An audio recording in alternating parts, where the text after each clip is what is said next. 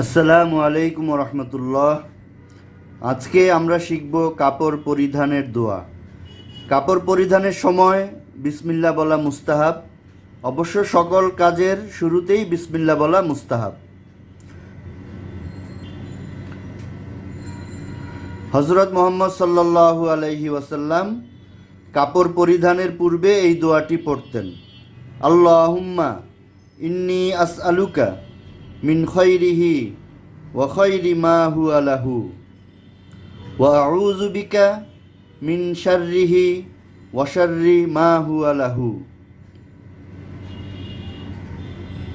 এর অর্থ হচ্ছে, হে আল্লাহ, আমি এর যত কল্যাণ আছে এবং যে সকল কল্যাণের জন্য এটি তৈরি করা হয়েছে তা দান করুন,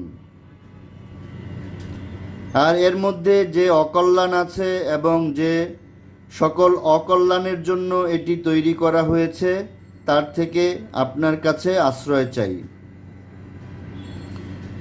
বিষয়টি এমন নয় যে দোয়াটা আপনাকে আরবিতেই পড়তে হবে। আপনি অর্থটা ভালো করে মুখস্থ করে নিন।